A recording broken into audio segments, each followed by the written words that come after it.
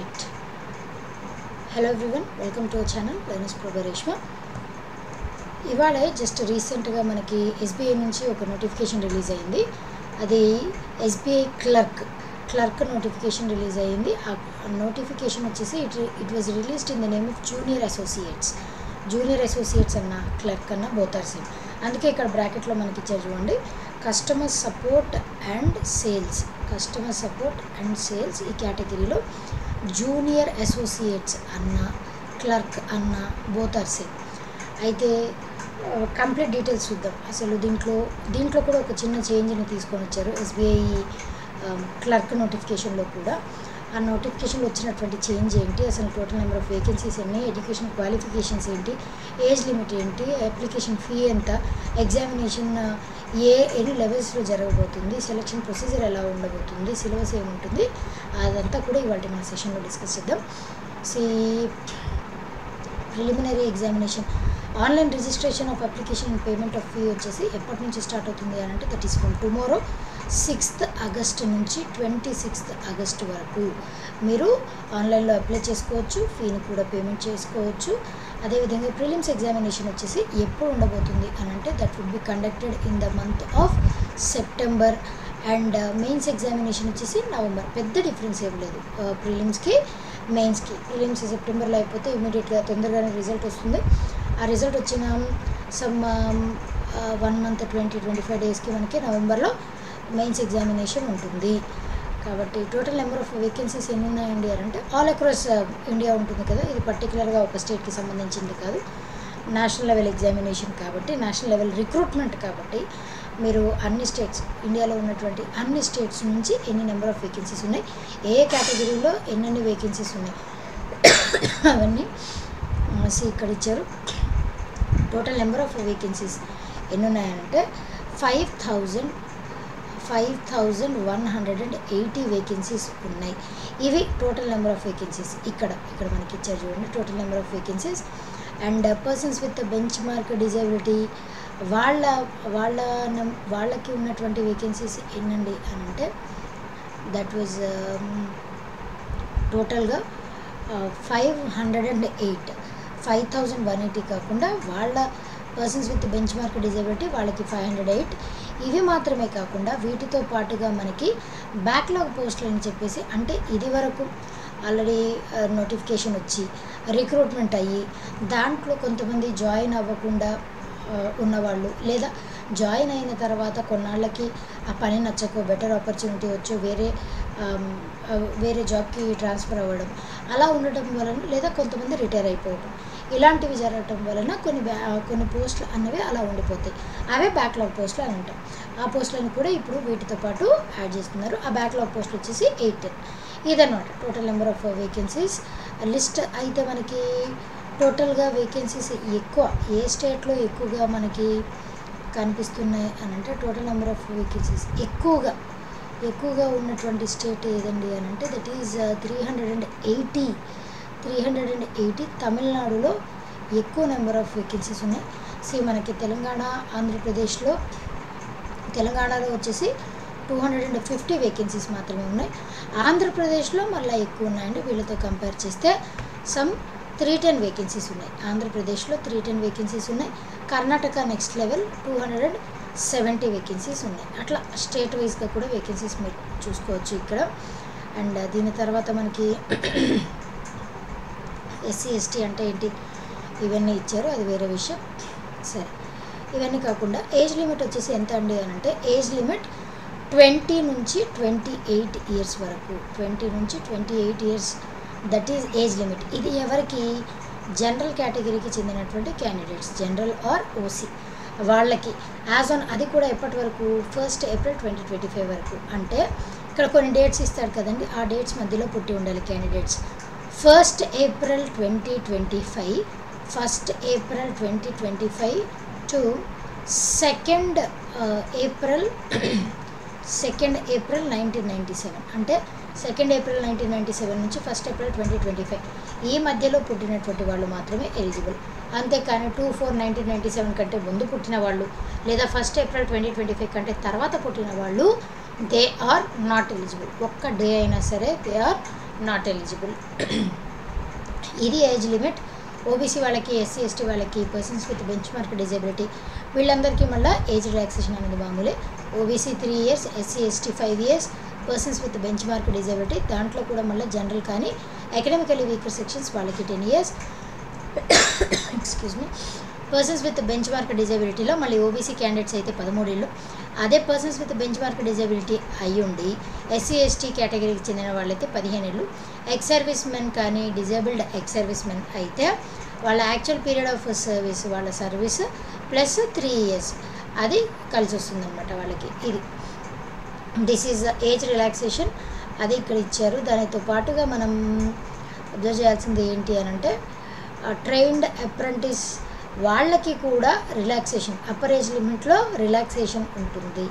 ఎస్బీఐలో trained అప్రెంటిస్గా పనిచేస్తూ ఉంటారు చూసారా. అప్పట్లో మనం ఒక నోటిఫికేషన్ కూడా వచ్చింది ఎస్బీఐలో అప్రెంటిస్ షిప్ అని చెప్పేసి.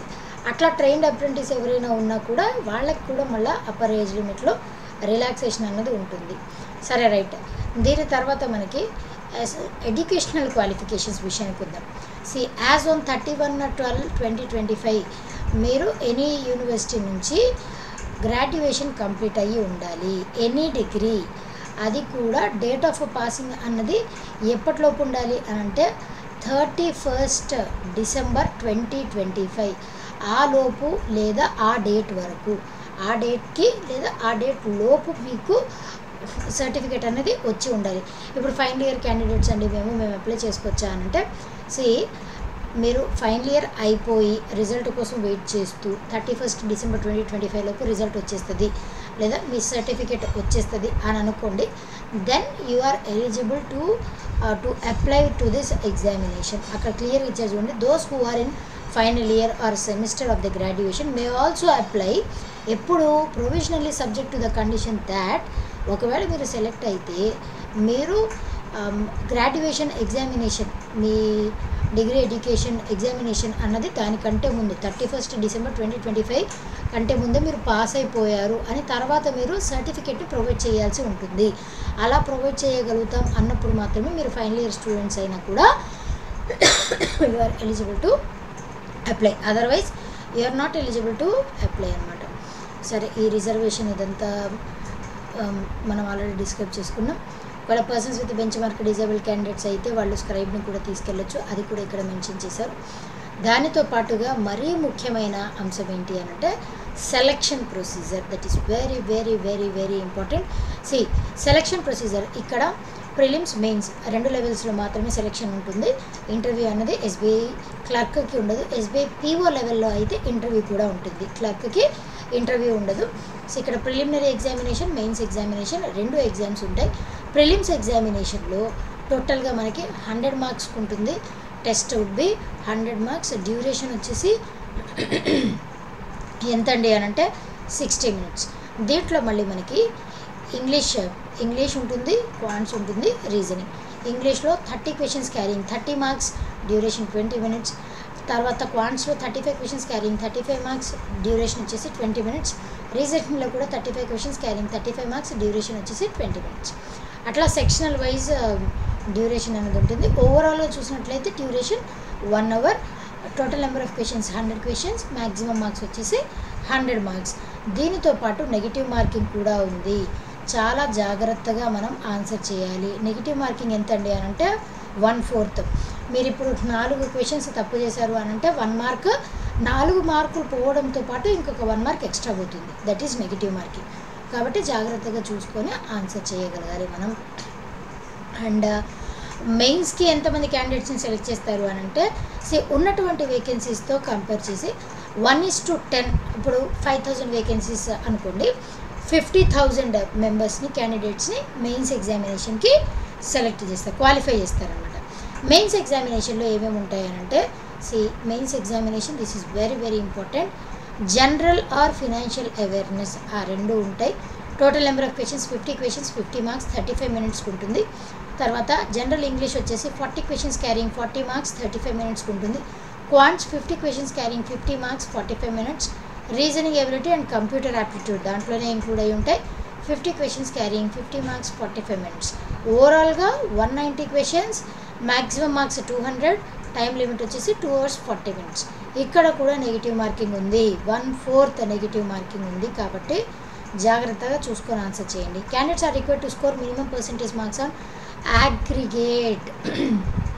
సో ఇప్పుడు మీకు మినిమం పర్సెంటేజ్ ఇన్ని మార్క్స్ రావాలి అని అంటారు, దానితో అవి రావాలి. అదేవిధంగా అగ్రిగేట్ అంటే ఏంటి, ఓవరాల్గా అన్ని సెక్షన్స్ కలిపి ఓవరాల్గా కూడా ఇన్ని మార్క్స్ రావాలి. ఎస్సీ క్యాండిడేట్స్ అయితే ఇన్ని మార్క్స్, ఎస్టీ క్యాండిడేట్స్ అయితే ఇన్ని మార్క్స్, ఓసీ వాళ్ళైతే ఇన్ని మార్క్స్ రావాలి ఓవరాల్గా అగ్రిగేట్ అని చెప్పేసి ఉంటాయి. అన్ని మార్క్స్ వచ్చినప్పుడు మాత్రమే మిమ్మల్ని క్వాలిఫై చేస్తారు. అదర్వైజ్ సెలక్షన్ ప్రొసీజర్ అన్నది కంటిన్యూ అవ్వదు, సెలక్షన్ అన్నది జరగదు. రైట్, నెక్స్ట్ ఫేజ్ 3 దీన్ని కొత్తగా యాడ్ చేశారు. సో ఫేజ్ 1, ఫేజ్ 2 ఇది వరకు క్వైట్ న్యాచురల్ కామన్గా ఉండేవి, ప్రిలిమ్స్ మెయిన్స్ ఈ 2 మాత్రమే ఉండేవి. ఇప్పుడు phase 3 this is recent one. ప్రీవియస్గా కూడా మనం ఒక నోటిఫికేషన్ వస్తే దాంట్లో డిస్కస్ చేసుకున్నాం, local language proficiency test LLPT. This is very very very important one. ఈ LLPT టెస్ట్ అసలు పెట్టడం వెనకాల ఉద్దేశం ఏంటి అని అంటే, ఇంట్రడ్యూస్ చేయడం వెనకాల ఉద్దేశం ఏంటి అని అంటే, ఇప్పుడు మనం ఒక స్టేట్ క్యాండిడేట్స్ ఇంకొక స్టేట్లో ఎక్కువ నెంబర్ ఆఫ్ వేకెన్సీస్ ఉన్నాయని చెప్పేసి అక్కడ అప్లై చేసుకుంటున్నారు. అక్కడ వేకెన్సీస్ ఎక్కువ ఉన్నాయని చెప్పేసి అక్కడ అప్లై చేసుకుంటున్నారు, కానీ అక్కడ లోకల్ లాంగ్వేజ్ ఏదైతే ఉందో ఆ లోకల్ లాంగ్వేజ్ మీద ఎక్కువ పట్టు సాధించట్లేదు. అంటే ఇప్పుడు సే ఫర్ ఎగ్జాంపుల్ నేను కర్ణాటకకి అప్లై చేస్తున్నాను, అక్కడ ఎక్కువ నెంబర్ ఆఫ్ వేకెన్సీస్ ఉన్నాయి, అక్కడ లోకల్ లాంగ్వేజ్ కన్నడ రావాల్సి ఉంటుంది. కానీ మనం ఇది నేషనల్ లెవెల్ ఎగ్జామినేషన్ కాబట్టి ఇంగ్లీష్తో అయినా మేనేజ్ చేయొచ్చు అని చెప్పేసి కన్నడ కొంచెం వచ్చినా అక్కడికి వెళ్ళిన తర్వాత నేర్చుకోవచ్చు ఇలా అనుకుంటున్నారు. కాబట్టి అలా కాకుండా అక్కడికి వెళ్ళి అక్కడ నేర్చుకోవడం కాకుండా లోకల్ లాంగ్వేజ్ వచ్చినటువంటి క్యాండిడేట్స్కి ప్రాధాన్యత ఇవ్వడం కోసమని చెప్పేసి, అండ్ ఒక స్టేట్ వాళ్ళు ఇంకొక స్టేట్లో అప్లై చేసుకున్నప్పుడు ఆ కాంపిటీషన్ దాన్ని కొంచెం మేనేజ్ చేయడం కోసం అని చెప్పేసి లోకల్ లాంగ్వేజ్ ప్రొఫిషియన్సీ టెస్ట్ని పెట్టారు. అయితే ఈ లోకల్ లాంగ్వేజ్ ప్రొఫిషియన్సీ టెస్ట్ మరి అందరు రాయాలా అండి అని అంటే ఇట్ ఈస్ నాట్ నెససరీ. ఎవరు రాయాలి లోకల్ లాంగ్వేజ్ ప్రొఫిషియన్సీ టెస్ట్ అని అంటే, ఇప్పుడు సే ఫర్ ఎగ్జాంపుల్ మన 10th క్లాస్లో కానీ లేదా 12th అంటే ఇంటర్మీడియట్, 10thలో కానీ ఇంటర్మీడియట్లో కానీ మనం ఆ లాంగ్వేజ్ మనం ఏ స్టేట్కి అయితే అప్లై చేస్తున్నామో అక్కడ లోకల్ లాంగ్వేజ్ అని చెప్పేసి ఆల్రెడీ నోటిఫికేషన్లో మెన్షన్ చేస్తారు. ఇప్పుడు తెలంగాణ అనుకోండి, local language Telugu or Urdu. ఈ 2 లాంగ్వేజెస్లో ఏదైనా ఒక భాష మనం 10th క్లాస్లో కానీ చదివి ఉండాలి లేదా ఇంటర్లో కానీ చదివి ఉండాలి. అప్పుడు మీరు లోకల్ లాంగ్వేజ్ ప్రొఫిషియన్సీ టెస్ట్ రాయాల్సిన అవసరం లేదు. అలా ఒకవేళ లోకల్ లాంగ్వేజ్ ఏదైతే ఇచ్చారో ఒక స్టేట్కి, ఆ లోకల్ లాంగ్వేజ్ మీరు 10thలో కానీ 12thలో కానీ చదివి ఉండకపోతే అప్పుడు మీరు ఖచ్చితంగా లోకల్ లాంగ్వేజ్ ప్రొఫిషియన్సీ టెస్ట్ని అటెండ్ అవ్వాల్సి ఉంటుంది. అలా అటెండ్ అయ్యి ఒకవేళ ప్రిలిమ్స్ మెయిన్స్ క్వాలిఫై అయ్యారు, local language proficiency test qualify అవ్వలేదు అని అనుకోండి, then you are outrightly ineligible. మీకు జాబ్ అన్నది రాదు. లోకల్ లాంగ్వేజ్ ప్రొఫిషియన్సీ టెస్ట్లో పోయినా కూడా ఈ 2 సెలెక్ట్ అయినా బిస్కెట్ అయిపోతుంది. కాబట్టి లోకల్ లాంగ్వేజ్ ప్రొఫిషియన్సీ టెస్ట్ అందరూ రాయాల్సిన పని లేదు. ఇప్పుడు చెప్పిన క్రైటీరియా ఏదైతే మ్యాచ్ అవ్వని బట్టి వాళ్ళు ఉంటారో వాళ్ళు మాత్రమే రాయాల్సి ఉంటుంది. సరే, ఒకవేళ లోకల్ లాంగ్వేజ్ ప్రొఫిషియన్సీ టెస్ట్ రాయాల్సి వచ్చింది అని అనుకోండి, దాంట్లో ఏముంటుందండి అని అంటే దాంట్లో 2 రకాలు ఉంటాయి, non verbal test, verbal test. Non verbal test దాంట్లో ఏముంటాయి అని అంటే ఆబ్జెక్టివ్ ఉంటుంది, సబ్జెక్టివ్ ఉంటుంది. అంటే మనకి ఆప్షన్స్ ఇచ్చేసి అది ఆన్సర్ చేయడం, దట్ ఈజ్ ఆబ్జెక్టివ్. సబ్జెక్టివ్ అని అంటే ఏదర్ మనకి ప్యాసేజ్ నుంచి డిరైవ్ చేయటం కానివ్వండి, ఇన్ఫరెన్స్ తీసుకోవటం, అలాంటివి ఉంటాయి అన్నమాట. ఆబ్జెక్టివ్ ఇక్కడ 3 ప్యాసేజెస్ టోటల్, దీంట్లో ఆబ్జెక్టివ్లో 3 ప్యాసేజెస్, సబ్జెక్టివ్లో 3 ప్యాసేజెస్ ఉంటాయి. క్వశ్చన్స్ వచ్చేసి దీంట్లో 15, దీంట్లో 15, మార్క్స్ వచ్చేసి దీంట్లో 15 అండ్ ఆబ్జెక్టివ్లో 15, సబ్జెక్టివ్లో 15 ఉంటాయి. వెర్బల్ టెస్ట్లో వచ్చేసి టోటల్ మ్యాక్సిమం మార్క్స్ ఎన్ని ఉంటాయండి అని అంటే 20 మార్క్స్. ఓవరాల్గా మనకి 50 మార్క్స్ ఉంటాయి. ఈ 50 మార్క్స్లో జస్ట్ మనకి క్వాలిఫైయింగ్ ఇన్ నేచర్ మాత్రమే. ఖచ్చితంగా మీరు మెరిట్ స్కోర్ చేయాలి, ఆ మెరిట్ని బేస్ చేసుకొని మనం మెయిన్స్లో తక్కువ స్కోర్ చేసినా ఈ మార్క్స్తో కవర్ చేసుకోవచ్చు, అలాంటివి ఏం పెట్టుకోవద్దు. క్వాలిఫై అయితే సరిపోతుంది. ఈ మార్క్స్ని మీకు తర్వాత ఈ మార్క్స్ని దానికి అడ్జస్ట్ చేయరనమాట. కాబట్టి జస్ట్ క్వాలిఫై అయితే సరిపోతుంది. అది కూడా ఎవరైతే ఈ క్రైటీరియా ఇందాక చెప్పానో వాళ్ళు మాత్రమే అటెండ్ అవ్వాల్సి ఉంటుంది. LLPT అందరూ అవసరం లేదు. కాబట్టి ఇది రీసెంట్గా SBI తీసుకొచ్చినటువంటి మేజర్ చేంజ్ వచ్చేసి ఏంటి అంటే ఇదొక్కటే SBI మేజర్ చేంజ్ని తీసుకొని వచ్చింది. కాబట్టి గుర్తుపెట్టుకోండి, do remember. And merit list category wise, state wise దాన్ని బేస్ చేసుకొని మెరిట్ లిస్ట్ని తీస్తారు. అదంతా ఇక్కడ ఇచ్చారు. ఓకే, అప్రెంటిస్ కానీ ఆల్రెడీ ఇదివరకు ఎక్స్పీరియన్స్ ఉన్నటువంటి వాళ్ళు, ఎస్బీఐలో పనిచేసిన ఎక్స్పీరియన్స్ ఉన్నటువంటి వాళ్ళు, వాళ్ళకి కొన్ని బోనస్ మార్క్స్ కూడా యాడ్ అవుతాయి. అది ఇక్కడ ఇచ్చారు అంతే. మీడియం ఆఫ్ ఎగ్జామినేషన్, ఇక్కడ ఎగ్జామినేషన్ మీరు ఏ లాంగ్వేజ్లో రాసుకోవాలని అనుకుంటున్నారు. అండమాన్ నికోబార్ అయితే ఇంగ్లీష్, హిందీ ఏదైనా ఒక మీడియంని సెలెక్ట్ చేసుకోవచ్చు. ఏ భాషలో రాసుకోవాలనుకుంటారు. ఆంధ్రప్రదేశ్ అనుకోండి, ఇంగ్లీష్ ఉంది, హిందీ ఉంది, తెలుగు ఉంది, అదేవిధంగా ఉర్దూ కూడా ఉంది. ఏదో ఒక లాంగ్వేజ్ మీరు సెలెక్ట్ చేసుకోవచ్చు. Right. Test of specified opted local languages, local languages కూడా దానికి ఇక్కడ selection procedure. Those who qualify for selection and produce 10th or 12th standard, ఆ సర్టిఫికేట్లో ఆ లాంగ్వేజ్ మీరు ఆల్రెడీ చదువుకున్నట్టుంటే మీరు రాయాల్సిన అవసరం లేదు. ఇన్ కేసు లేకపోతే మాత్రం మీరు దాన్ని అటెండ్ అవ్వాల్సి ఉంటుంది. ప్రొవిజనల్ సెలెక్షన్ ప్రిలిమ్స్ మార్క్స్ వచ్చేసి will not be added. Prelims just qualifying in nature మాత్రమే. మెయిన్స్కి క్వాలిఫై అవ్వటానికి ప్రిలిమ్స్ పనికొస్తుంది. ప్రిలిమ్స్ మార్క్స్ మీ ఫైనల్ సెలెక్షన్లో యాడ్ చెయ్యరు. ఫైనల్ సెలెక్షన్ అన్నది ఎంటైర్లీ మెయిన్స్ ఎగ్జామినేషన్, దాన్ని బేస్ చేసుకునే ఉంటుంది. Final selection entirely dependent on mains, అంతే తప్ప ఇంకే ఎగ్జామినేషన్, ఇంకా వేరే ఎల్ఎల్పిటి కాదు, ప్రిలిమ్స్ కాదు. కాబట్టి అది కూడా ఒకటి జాగ్రత్తగా చూసుకోండి. ప్రిలిమ్స్ ఎగ్జామినేషన్ ఎప్పుడు, ఇవన్నీ ఇచ్చారు. ప్రీ ఎగ్జామినేషన్ ట్రైనింగ్ ఉంటుంది. దాని తర్వాత ప్రొబేషన్ పీరియడ్ అని కూడా ఉంటుంది. ఆ ప్రొబేషన్ పీరియడ్ వచ్చేసి ఎన్ని మంత్స్ అండి అని అంటే 6 months ప్రొబేషన్ పీరియడ్. ఆ 6 months కంప్లీట్ అయిన తర్వాత, అంటే ఈ 6 months ట్రైనింగ్ ఇదంతా మీ వర్క్ పర్ఫార్మెన్స్ అదంతా చూస్తారు. బాగున్నట్లయితే ఆ 6 months తర్వాత మీ పర్ఫార్మెన్స్ బాగుంది, అప్ టు డేట్ ఉన్నారు అని అంటే ఆ 6 months తర్వాత రెగ్యులర్ అయిపోతుంది. దట్ ఈస్ డిఫరెంట్ అనమాట. సో ప్రొబేషన్ పీరియడ్ కూడా ఉంటుంది, ప్రీ ఎగ్జామ్ ట్రైనింగ్ ఉంటుంది. ప్రిలిమ్స్ ఎగ్జామినేషన్కి హాల్ టికెట్స్ ఎప్పుడు డౌన్లోడ్ చేసుకోవచ్చు అవన్నీ ఇక్కడ ఇచ్చారు. ఐడెంటిటీ ప్రూఫ్ సబ్మిట్ చేయాలి తప్పకుండా. Candidate must bring 1 photo identity proof. Aadhaar card కానీ, పాస్పోర్ట్ కానీ, పాన్ కార్డ్ కానీ అవి ఖచ్చితంగా మీరు దాని మీద మీ ఫోటోగ్రాఫ్ పేస్ట్ చేసుకొని వెళ్ళాలి ఖచ్చితంగా. And identity card issued by school or college gazetted officer sign కూడా ఉండాలి in original as well as self attested photocopy, xerox, original, ఈ రెండు తీసుకొని వెళ్ళాలి. ఇది కూడా another important thing. Biometric verification కూడా జరుగుతుంది, దట్ ఈజ్ ఆల్సో దేర్. కాబట్టి ఇవన్నీ ఉన్నాయి. అండ్ అప్లికేషన్ ఫీ వచ్చేసి ఎంత, this is very very important. SC ST PWD persons with bench mark disabled candidates వీళ్ళందరికీ అప్లికేషన్ ఫీ అన్నది నథింగ్, నిల్. అసలు అప్లికేషన్ ఫీ ఏం లేదండి. జనరల్ కేటగిరీకి చెందిన వాళ్ళు, ఓబీసీ, ఈడబ్ల్యూఎస్ ఈ క్యాండిడేట్స్కి మాత్రం 750 రూపీస్ ఫీ పే చేయాల్సి ఉంటుంది. మీరు ఒకసారి ఫీ పే చేసిన తర్వాత దాన్ని రీఫండ్ చేయటం జరగదు, అది ఇచ్చారు.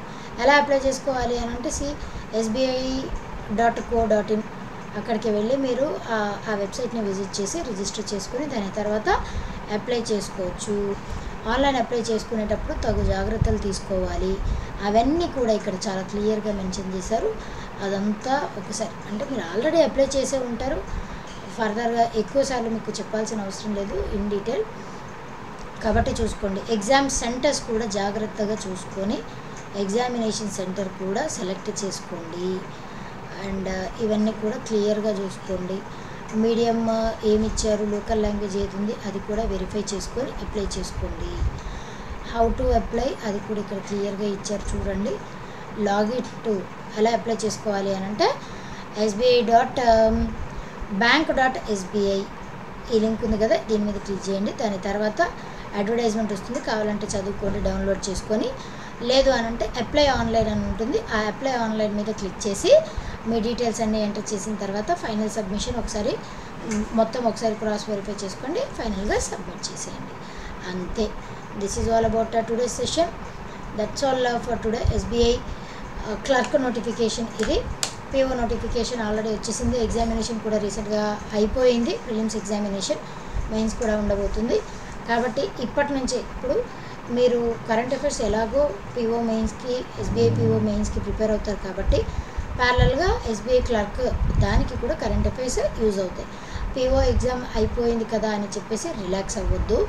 రిలాక్స్ అవ్వకుండా కరెంట్ అఫైర్స్ ఏవైతే ఉంటాయో కవర్ చేసుకొని జాగ్రత్తగా అప్ టు డేట్ ఉండండి. అంతేకాని కరెంట్ అఫైర్స్ ప్రిలిమ్స్ అయిపోయాక చూద్దాంలే, అప్పటికప్పుడు టక్క పేజీలు తిప్పేద్దాంలే అని అంటే కట్ ఆఫ్స్ పరిస్థితి ఎంత దారుణంగా ఉందంటే జస్ట్ 1 మార్కే కట్ ఆఫ్ పెడుతున్నారండి కరెంట్ అఫైర్స్. ఆ 1 మార్క్ కూడా సాధించలేకపోతున్నారు. ఎంత అంటే మనం ఎంత నెగ్లెక్ట్ చేస్తున్నాం, ఎంత ఇగ్నోర్ చేస్తున్నాం ఆ సబ్జెక్ట్ని అర్థం చేసుకోవచ్చు. అసలు కరెంట్ అఫైర్స్ పిచ్చి easy subject, dam easy subject. అలాంటి సబ్జెక్ట్ని మనం ఇగ్నోర్ చేసి అవుట్ ఆఫ్ 40 క్వశ్చన్స్ 40 మార్క్స్లో 1 మార్క్ కూడా తెచ్చుకోకపోతే ఇంకా మనం దానికి ఎవరేం చేయలేరండి, హెల్ప్లెస్. కాబట్టి మీరు quants, reasoning, English, computer awareness, banking awareness ఎలాగైతే చదువుతారో కరెంట్ అఫైర్స్ కూడా ప్రిలిమ్స్ ఎగ్జామినేషన్ ప్రిపరేషన్స్ దగ్గర నుంచి స్టార్ట్ చేసుకోండి. అప్పుడు మీరు చాలా కాన్ఫిడెంట్గా ఉంటారు. ఇంటర్వ్యూస్ ఉంటే అలాంటి ఎగ్జామినేషన్స్కి కరెంట్ అఫైర్స్ కూడా చాలా పనికి వస్తాయి. ఏదో 4-5 మాక్ ఇంటర్వ్యూస్కి అటెండ్ అవుదాం, అదే వాళ్ళ మీద వామిట్ చేద్దాం అలా అనుకోవద్దు. ముందుగానే మనం ప్రిపేర్ అవ్వడం చాలా చాలా మంచిది. కాబట్టి ఇలా నా చేత ట్యూషన్ చెప్పించుకోవద్దు. మీ అందరికీ ఈ విషయాలన్నీ ఆల్రెడీ తెలిసినవే. కాబట్టి ఎవరైతే ఎలిజిబుల్ క్యాండిడేట్స్ ఉన్నారో చక్కగా ప్రిపేర్ అయ్యి అప్లై చేసి జాగ్రత్తగా అన్నీ ఒక 6 మంత్స్ మనకి కాదు అని అనుకుంటే జాబ్ మన చేతుల్లో ఉంటుంది. And we can proudly say that we are government employee లేదా నేషనల్ లెవెల్ ఎంప్లాయ్. దాని తర్వాత లైఫ్ వేరే ఉంటుంది. కాబట్టి all the very best for your examination. ఎవరైనా సబ్స్క్రైబ్ చేసుకోకపోతే do subscribe to our channel. Keep watching, keep learning and thank you so much.